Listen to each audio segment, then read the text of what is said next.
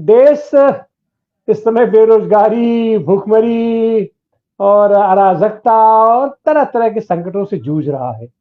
और खास करके अभी जो पिछले दिनों चुनाव हुआ, उसमें तमाम बड़े बड़े वादे फिर किए गए कि मैं इतना रोजगार दे दूंगा, 400 450 का सिलेंडर दूंगा।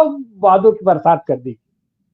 और फल ये हुआ है कि मोदी जी जब से शुरू से इन्होंने किया था कि हम 2 करोड़ लोगों को हम रोजगार देंगे, 2 करोड़ लोगों को हम रोजगार देंगे। और स्थिति ये रही कि अभी इनकी सरकार आई है, रोजगार का स्थिति ये है कि पिछली सरकार कांग्रेस ने राजस्थान में, कांग्रेस ने 60,000 नियुक्तियां की थी। और उस 60,000 नियुक्तियों को आगे बढ़ाने की तो बात छोड़ दीजिए, उन्होंने बाकायदे उसका अपने बजट में उसकी व्यवस्था की थी और सब बनाया था। लेकिन ये आते ही आते महात्मा गांधी सेवा प्रेरक के रूप में 60,000 नियुक्तियां किया था गहलोत जी ने। और आते आते पहली ही घोषणा इनकी हुई कि क्यों नियुक्तियां रद्द कर दी गई। तो और तो आप रोजगार देंगे नहीं, 4-4 साल के लिए आप अग्निवीर की आप भर्ती करेंगे। नौजवान सड़कों पर हम देखते हैं, उठाकर ग्रामीण क्षेत्रों का सबसे बड़ा रोजगार माना जाता है कि पुलिस में भर्ती हो जाए, सेना में भर्ती हो जाए। वो सब बच्चे खाली कसरत कर रहे हैं, फ्रस्ट्रेट होकर के पूरा का पूरा देश अवसादग्रस्त हो गया है, बेरोजगारों की फौज बढ़ गई है। उसमें जो स्थिति है, रोजगार आप नए देंगे नहीं, और जो रोजगार दिया गया था उसको आप एक सिरे से खारिज कर देंगे, ध्वस्त कर देंगे। अभी कर्मचारी निधि का आकलन आया है कि वो किस तरीके से पिछले साल से भी, माने और तो रोजगार नहीं दे रहे हैं, जो पिछले साल रोजगार दिए थे मैंने क्रमशः उसमें भी ह्रास हो रहा है। इसी के ऊपर आज हम चर्चा करने के लिए आपके सामने उपस्थित हैं। आइए हम अपने पैनल से आपका परिचय कराएं। हमारे साथ है प्रोफेसर अखिल स्वामी जी। आप मैनेजमेंट के आदमी हैं और प्रबंधकीय व्यवस्था कैसे होती है आप हमें बताते रहते हैं। आपका स्वागत है, अभिनंदन है। हमारे साथ संदीप मिल जी हैं राजस्थान से, जिस राजस्थान में अभी तात्कालिक रूप से तत्काल 60,000 भर्तियां जो हो गई थी उसको भी इन्होंने रद्द कर दिया। और हमारे साथ को होस्ट के तौर पे आराधना भार्गव जी हैं। आप सबका स्वागत है, अभिनंदन है। और हम शुरुआती दौर में ही हम चलेंगे प्रोफेसर अखिल स्वामी जी के पास। प्रोफेसर अखिल स्वामी जी, आप इस पूरी प्रक्रिया को आप कैसे देखते हैं? हमारे साथ राजस्थान से जुड़ गए डॉक्टर रवि यादव जी भी, आपका भी स्वागत अभिनंदन है। तो प्रोफेसर अखिल स्वामी जी, ये इस पूरी प्रक्रिया को, रोजगार विरोधी भाजपा को आप कैसे देखते हैं, कैसे व्याख्यायित करते हैं? देखिए, सबसे पहले तो मैं संदीप जी को प्रणाम करता हूं। उस प्रदेश से आते हैं जिस प्रदेश के नवयुक्त मुख्यमंत्री ने प्रधान सेवक को श्रद्धांजलि अर्पित कर दी। अब ये सोचिए, असल में गलती है अशोक गहलोत की। अगर ये कार्यक्रम का नाम महात्मा गांधी पे ना होता और नाथूराम गोडसे पे होता तो शायद ये नियुक्तियां रिक्त वो ना होती, निरस्त ना होती। देखिए, महात्मा गांधी जिनके खिलाफ व्हाट्सएप यूनिवर्सिटी ने इतना प्रपंच खड़ा किया, इतना बड़ा एक नौटंकी खड़ी की कि पंडित जवाहरलाल नेहरू का कोई योगदान नहीं था, महात्मा गांधी का कोई योगदान नहीं था। और अंडमान के अंदर हजारों लोग बंद थे, हजारों लोगों ने तेल में कूल्हों की तरह, बैलों की तरह तेल को पिरोया था। और उसके बाद किसी ने माफी नहीं मांगी, माफी केवल एक व्यक्ति ने मांगी और वो उनके लिए वीर है।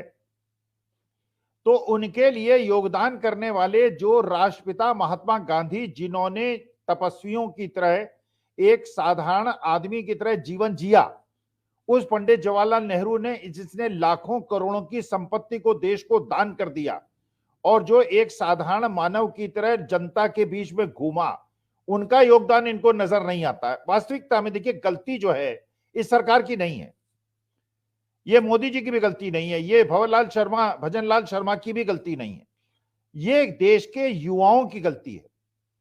ये देश के युवा अगर अपने रोजगार के लिए चिंतित नहीं है, अपने माता पिता द्वारा लाखों पेट काट के माँ बाप किस प्रकार से अपने बच्चों को पढ़ाते हैं, ये हम सब यहाँ अभिभावक बैठे हैं, हम जानते हैं। किस प्रकार खुद फटा जूता पहनता है और अपने बेटे को नया जूता पहनाता है, जिसको पत्थर को मार मार के हम भी बचपन में स्कूल से घर तक ले आया करते थे, और ये चिंता नहीं करते थे कि जूता फटेगा तो माँ बाप पे क्या बीतेगी। उन माँ बाप जो अपने खेत बेच के अपने बच्चों को पढ़ाते हैं और पढ़ने के बाद आपको पता चलता है यूट्यूब नौकरी से निकाल देता है, पेटीएम नौकरी से निकाल देता है, गूगल कहता है कि हम नौकरियां नहीं देंगे, विप्रो 1.5 साल पहले जिन लोगों को नियुक्ति पत्र दिया था उनको ज्वाइनिंग लेटर नहीं देता है। लेकिन अगर देश के युवाओं में इतनी भी चेतना नहीं, इतनी, बाकी मैं इस पीढ़ी को अपनी पीढ़ी से बेहतर मानता हूं, लेकिन इतनी चेतना तो हमको आज से 50 साल पहले थी।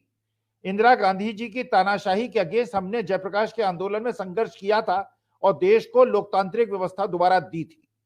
अगर इस देश की जनता को, अगर इस युवा पीढ़ी को अपनी नौकरियों की चिंता नहीं है, महंगाई की चिंता नहीं है, माँ बाप के कष्टों की चिंता नहीं है, उन्हें केवल कष्ट इस बात का है कि मेरी आंख अगर एक फूट गई कोई बात नहीं, अगले की 2 आंखें फूट गई। ये औरंगजेब और शाहजहां का बदला अब्दुल पंचर वाले से लेना चाहते हैं। ये उन क्रिश्चियनों से बदला लेना चाहते हैं जिनके का कोई दोष नहीं है, जो देश में शांतिपूर्ण रहना चाहते हैं। सिख धर्म से इनको पंगा है, इनको लगता है वो खालिस्तानी है, जिनके बुजुर्गों ने, जिनके पूर्वजों ने इस देश के लिए कुर्बानी दी है। अब्दुल हमीद, अशफाकुल्लाह खान की संतानों से इन्हें कोई स्नेह नहीं है, इनको खुशी मिलती है जब किसका खून बहता है। तो ये गलती पहले एक बार इन्होंने भुगता, 2014 में जो वादे किए गए पूरे नहीं किए गए, और ये राजस्थान में भी पूरे नहीं होंगे। 450 का सिलेंडर भी नहीं मिलेगा, चिरंजीवी योजना भी नहीं होगी, 3100 का धान भी नहीं खरीदा जाएगा और लाडली बहन योजना भी नहीं चलेगी। लेकिन इसके बावजूद अगर ये युवा पीढ़ी इस बात से खुश है कि अगले का खून बह रहा है, उसको कष्ट हो रहा है, चलो मुझे तो कष्ट नहीं हो रहा है, कल इनको भी कष्ट होगा, इसलिए ये सारा दोष जो है इस जनता का है। ये जनता अगर इतनी नहीं समझदार है कि अपना हित और हानि को समझ सके, तो मैं केवल एक शिक्षक के रूप में इन पे तरस खा सकता हूं और इन पे ये मान सकता हूं कि भगवान करे इन लोगों को सद्बुद्धि आए और अपना हित ये पहचाने।